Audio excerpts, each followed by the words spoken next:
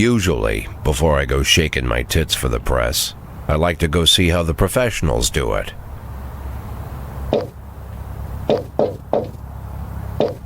Some might say the chief of police has no business in an institution like this, but in fact it's the quietest and safest place in town. You won't run into any reporters, nobody gets into any fights, nobody drinks too much, nobody even raises their voice. The place is owned by an elderly gentleman who knows how to keep things under control. That's why I never invite my friends here. I wanted to make an exception for my 60th birthday, but most of my colleagues are young enough to be my sons, and they'd rather just hire prostitutes. Why stare at some boobs when you can take the whole package for yourself? But there's none of that in our club. Even looking too long is considered indecent. You can get an occasional glimpse, like by accident. The rest of the time you just pretend that you're immersed in conversation, or just come by for a drink. Doesn't mean these gentlemen wouldn't want their bald heads smothered in tits. It's just that nobody says it out loud. My younger colleagues might call it hypocrisy, but I call it the good old-fashioned manners. Good manners and leave the rest unsaid. She agrees to unbutton her blouse, and we agree not to pay too much attention. The girls are on a quiet prowl, too. They're looking for a way out of their cramped rooms.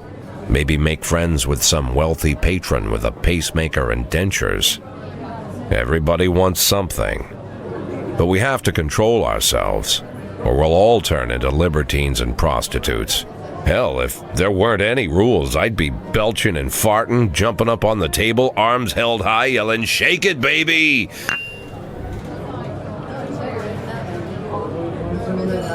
No idea how I got so barbaric.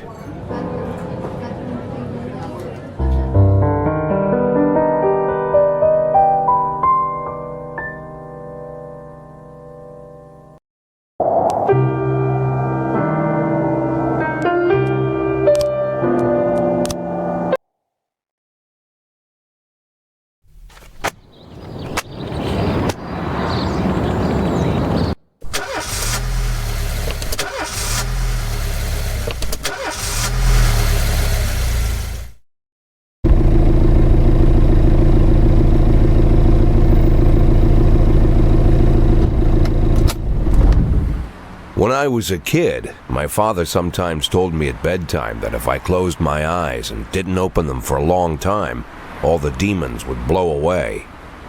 Yesterday I turned 60, but I still take his advice. Not because I'm sentimental or want to keep the memory of my father alive. I just can't think of a better solution. To get away from all the demons that haunt Freeburg, I'd need to wear a blindfold 24/7. Plus, it's a good idea to act blind when talking to reporters.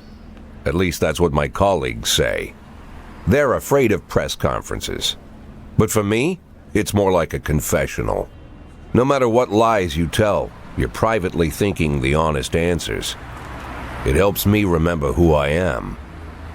The fact that I'll be reading all about it in the papers tomorrow is a small price to pay. Call it penance for the preacher.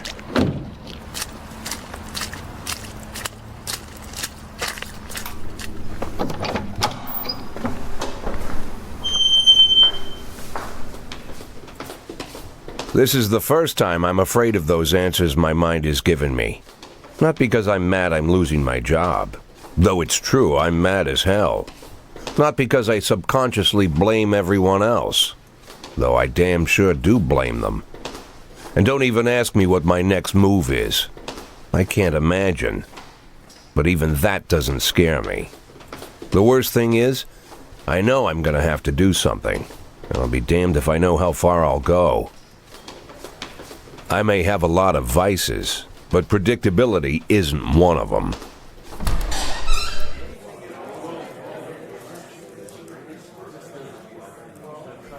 I learned a long time ago how to drive away the swarming demons. But what do you do when they're trying to rip your soul from your skin? Shutting my eyes tight as I can. The best solution remains the same: play blind. I just hope the reporters think I was blinded by the camera flash.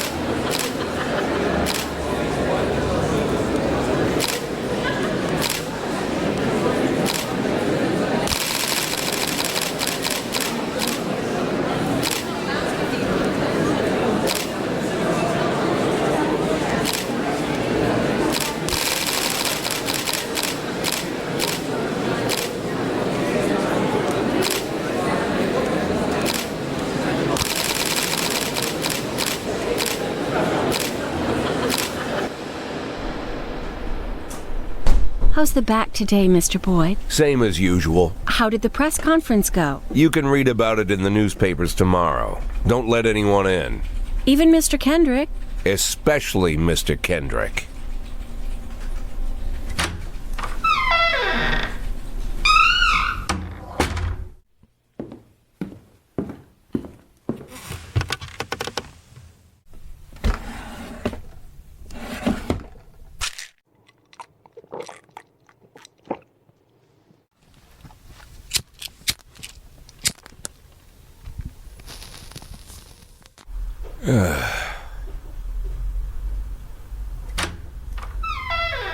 As soon as I heard the door creak, I knew what face I'd see. When I tell Emma not to let anyone in, there's only one man it could be. Rude, arrogant, no warning. That's Mayor Rogers in a nutshell.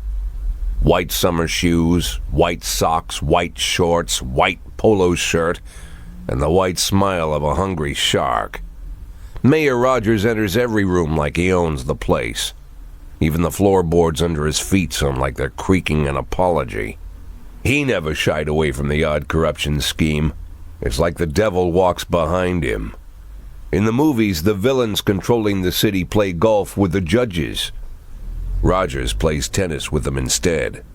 That's about the only difference. Jack, I was hoping to catch you after the press conference. You ran away so quick. There's no smoking at City Hall. No reason for me to hang around. Well, this morning I signed a ban on smoking in all public buildings. Soon you won't be able to smoke here either. Soon enough I won't be here at all. That's what I wanted to talk to you about. The people of this city like you, Jack. The police chief of all people. Don't betray that, Jack. Don't get wrapped up in any schemes. Sit nice and quiet for the next 180 days, and you'll be remembered as a hero. That's the only thing that you still have left. Be the hero. Then how am I supposed to scrape together a retirement fund?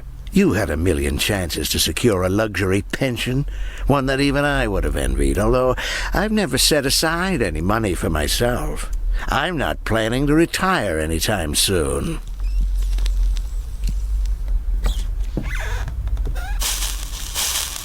"180 days of quiet, Jack. That's all I need. I don't have any problems with you, and you won't have any problems with me. I have a new assistant, Troy Starr. If you have something to tell me, call him.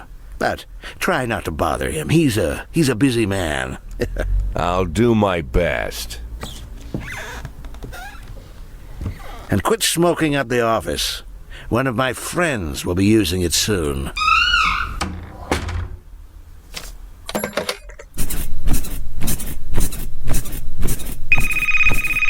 Oh, I'm sorry, babe. Only the mayor has this number. Mr. Mayor? Yeah, is this Troy Star? Yes? Go fuck yourself, Troy Star.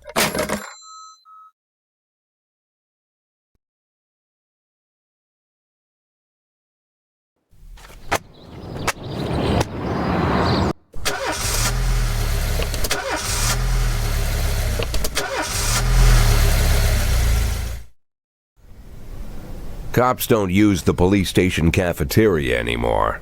There's some kind of stigma against sitting shoulder to shoulder with your partners. Everybody just takes snacks from the machines or grabs a meal and hammers it down in the corner like a vulture on a corpse. The main thing? Don't look into anyone's eyes. Could be construed as an invitation to sit together. The only people eating here are ghosts.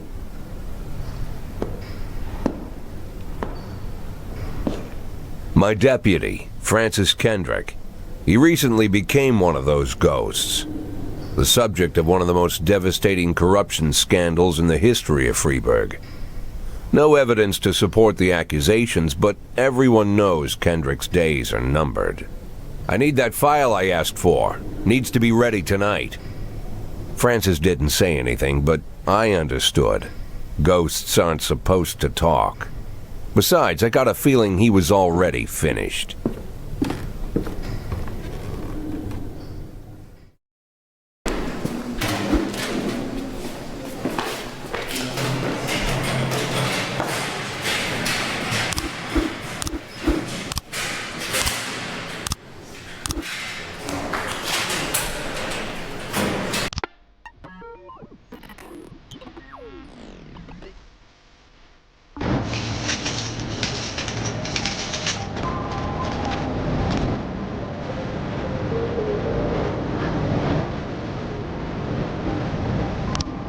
One empty in progress.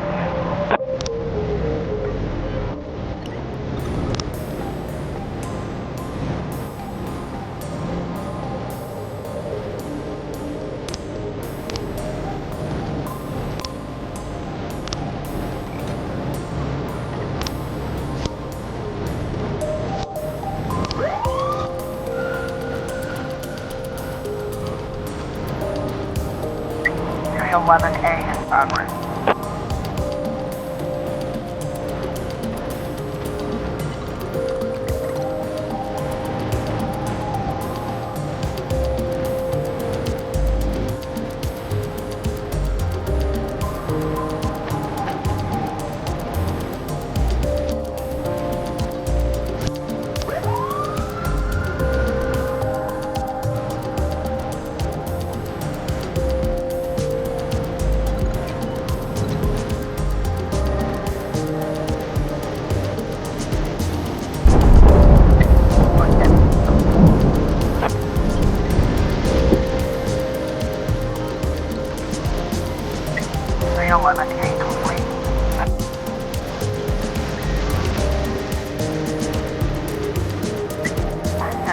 Progress.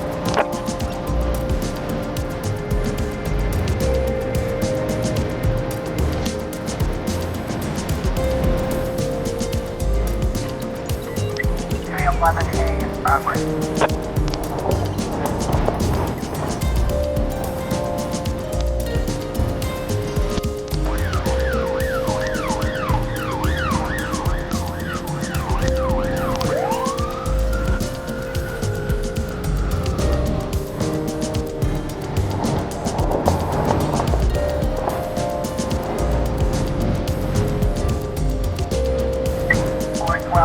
Progress.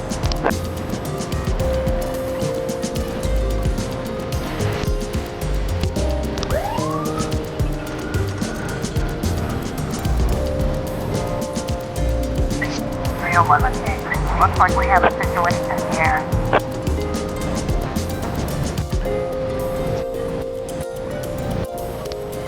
Nice.